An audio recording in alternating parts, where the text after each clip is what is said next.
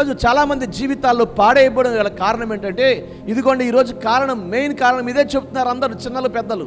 దాని మీద కూర్చుని గంటలు ఫోన్లు మాట్లాడి, వాళ్ళతో మాట్లాడి, వీళ్ళతో మాట్లాడి, ఏం మాట్లాడడం వల్ల ఏం ఉపయోగం చెప్పండి? ఏం ఉపయోగం ఉందా? విస్తారమైన మాటలో దోషం ఉండగా మానదు.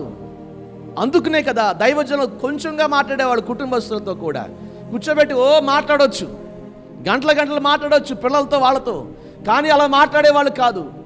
ఏం పనో ఆ పని మాట్లాడటం, పెట్టేయటం. దేవునితో మాట్లాడటం నేర్చుకున్నారు, అదే మనకు చూపించి వెళ్ళారు. ఈ దినాల్లో ప్రభువు పేరిట అదే చెప్తున్నాడు దేవుడు కూడా. పాపపు జోలికి పోమాకండి మీరు, అపవిత్ర జోలికి పోమాకండి మీరు, లోక ఆశల జోలికి పోమాకండి మీరు.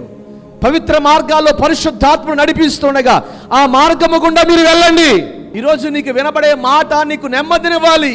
ఈరోజు నీకు వినబడే మాట నీకు ప్రశాంతతనివ్వాలి. దాన్ని పక్కన పెట్టి ప్రార్థన చేయి. ఏమండి, మాట్లాడటం ముఖ్యమా, ప్రార్థన చేయటం ముఖ్యమా? ప్రార్థనే కదా. నిజమే కదా. ఈరోజు మనిషి జీవితాన్ని పాడు చేసేవి ఎన్నో. నువ్వు పాపంపై ఏదేంపై నువ్వు యుద్ధం చేయాలి, కానీ దానికి లొంగకూడదు.